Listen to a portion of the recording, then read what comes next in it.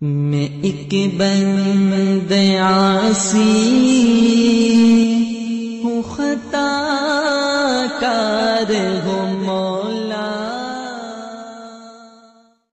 وعنه عن أبيه عن جده قال قضى رسول الله صلى الله عليه وسلم في العين القائمة السادة لمكانها بثلث الدية، رواه ابو داود والنسائی۔ حضرت عمر بن شعیب اپنے والد سے اور وہ اپنے دادا سے نقل کرتے ہیں کہ رسول کریم صلی اللہ علیہ وسلم نے ایسی آنکھ کے بارے میں جو زخمی ہونے کے بعد اپنی جگہ باقی رہے لیکن روشنی سے محروم ہو جائے، یہ حکم فرمایا کہ اس کی دیت پوری دیت کا ثلث یعنی تہائی ہے۔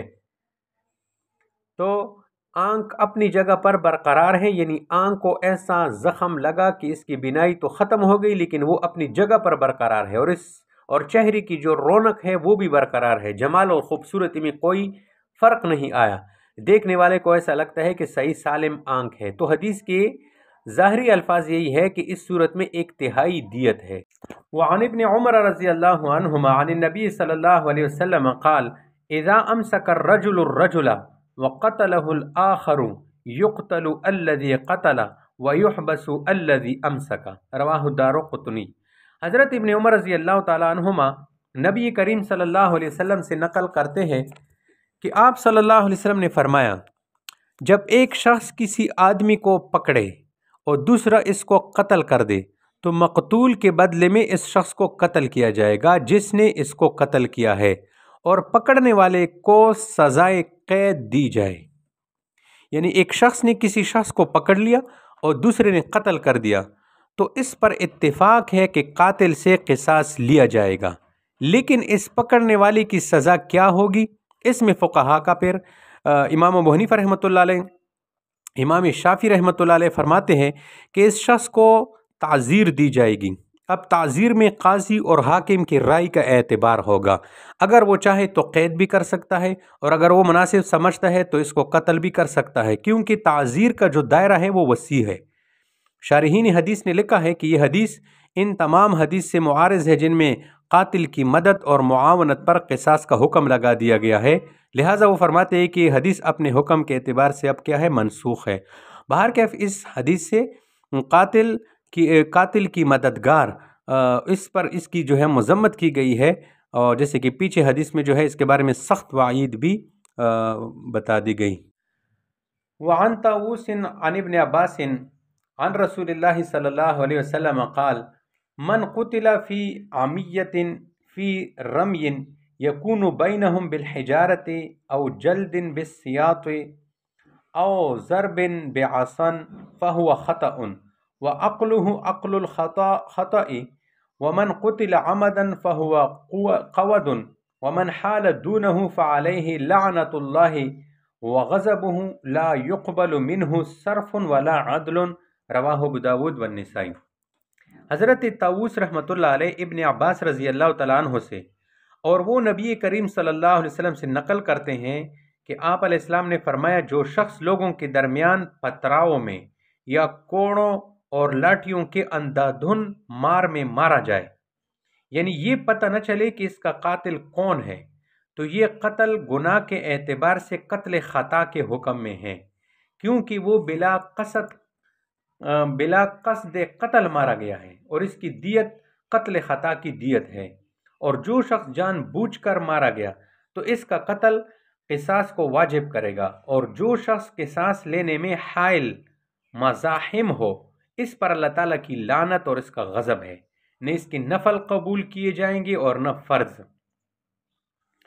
حدیث کا مطلب یہ ہے کہ مثلا دو طبقوں کی لڑائی ہے اور طرفین سے ایک دوسرے پر اندھادھن پتھراؤ یا کوڑوں یا لاٹھیوں کا استعمال جاری ہے، اور اس اندھادھن پتھراؤ اور لاٹھی چارج میں کوئی آدمی مر گیا تو یہ قتل خطا ہے جو قصاص کو واجب نہیں کرتا، بلکہ یہ قتل بالمثقل یا مثقل ہے جو دیت کو واجب کرتا ہے، اور یہ دیت عاقلہ پر آئے گی۔ حدیث میں جن چیزوں کا ذکر ہے وہ بطور مثال ہے، مراد یہ ہے کہ کسی بھی بھاری چیز سے مارا جائے۔ اس قسم کے قتل کو فقہا شبہ عمد کہتے ہیں۔ شوافع اور صاحبین کے نزدیک شبہ عمد کی تعریف یہ ہے کہ جان بوجھ کر کسی کو غیر قاتل آلے سے ایک بار مارا جائے، جس سے عموماً کسی کی موت واقع نہیں ہوتی، جیسے چھوٹا پتھر اور چھوٹی لاٹھی سے قتل کرنا۔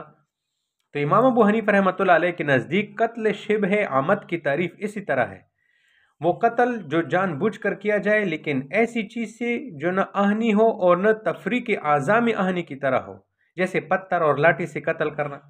احناف اور شوافی کے اس اختلاف کا ثمرہ یہ نکلتا ہے کہ اگر کسی نے کسی شخص کو بڑے بھاری پتھر یا بھاری موٹی لاٹھی سے مارا تو شوافی کے نزدیک یہ قتل عمد ہے جس میں قصاص ہے، اور احناف کے نزدیک شبہ عمد ہوگا۔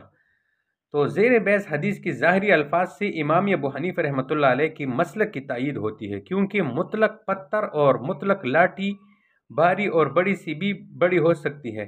شوافی کے ہاں اس سے ہلکی اشیاء جو ہے وہ مراد ہیں۔ وعن ابن عباس رضی اللہ تعالی عنہما قال قال رسول اللہ صلی اللہ علیہ وسلم لا تقام الحدود فی المساجد ولا يقاد بالولد الوالد رواہ الترمذی والدارمی۔ حضرت ابن عباس رضی اللہ تعالیٰ عنہ سے روایت ہے کہ رسول کریم صلی اللہ علیہ وسلم نے فرمایا، مسجدوں میں حدود جاری نہ کی جائے اور نہ اولاد کے قتل کے بدلے میں باپ کو قتل کیا جائے، بلکہ باپ سے دیت یعنی مالی معاوضہ لیا جائے۔ پہلے جز کا مطلب یہ ہے کہ مسجدوں میں حدود مثلا چوری کی حد یا زنا اور خمر کی حد یا حد قذف جاری نہ کی جائے۔ اسی طرح قصاص بھی مسجد میں نہ لیا جائے، اس لیے کہ مسجد صرف فرض نماز اور سنن اور نوافل اور تلاوت کلام اللہ کے لیے بنائی گئی ہے۔ اور ولا یقاد بالولد الوالد یعنی اگر باپ نے اپنے بیٹے کو قتل کر دے تو اس کو مقتول بیٹے کے بدلے میں بطور قصاص قتل نہ کیا جائے گا۔ یہی حکم دادا پردادا کا بھی ہے اور یہی حکم ماں اور دادی اور نانی کا بھی ہے۔ علماء اکرام کا اس پر اتفاق ہے کہ اگر بیٹے نے ماں باپ کو قتل کیا تو اس بدبخت کو قصاص میں پھر قتل کیا جائے گا۔ اختلاف اس مسئلے میں ہے کہ اگر باپ نے بیٹے کو قتل کر دیا تو کیا باپ سے قصاص لیا جائے گا یا نہیں؟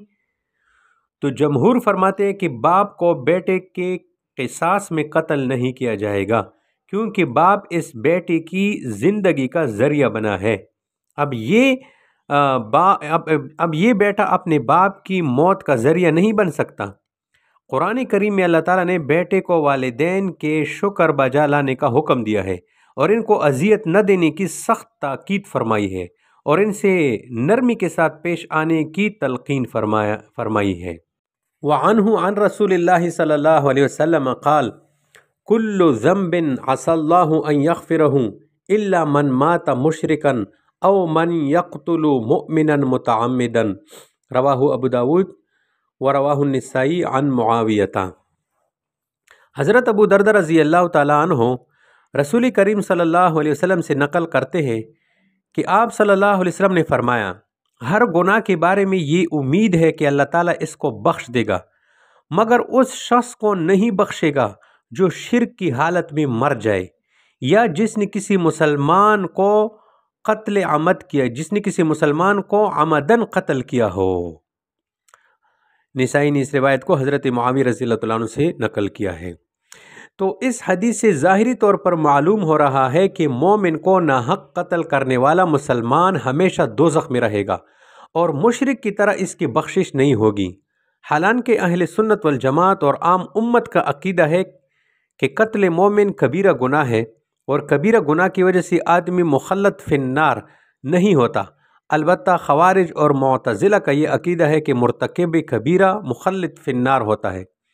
حدیث سے بظاہر ان کی تائید ہوتی ہے۔ اہل سنت کا جو مستدل ہے ان اللہ لا یغفر ان یشرک بہ ویغفر ما دون ذلک لمن یشاء، یہ آیت ہے۔ تو مذکورہ حدیث اس شخص کے بارے میں ہے جو مسلمان کو قتل کرنا جائز سمجھتا ہو تو وہ کافر ہو جاتا ہے، اور ظاہری بات ہے کہ کافر ہمیشہ کے لیے جہنم میں رہے گا، یا یہ حدیث تغلیظ، تجدید اور تحدید اور توبیح پر محمول ہے۔ وعن سہل بن حنظلیۃ قال مر رسول اللہ صلی اللہ علیہ وسلم ببعیر قد لحق ظہرہ ببطنہ फ़क़ाल इत्तक़ुल्लाह फ़ी हाज़िहिल बहाइमिल मुअजमति फ़रकबूहा स्वालिहतन वत्रुकूहा स्वालिहतन, रवाहु अबू दाऊद।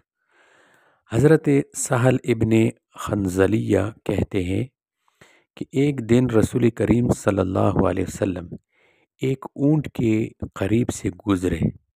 देखा कि भूख और प्यास की शिद्दत और सवारी और बार बर्दारी की ज़्यादती से उस ऊँट की पीठ पेट से लग गई थी।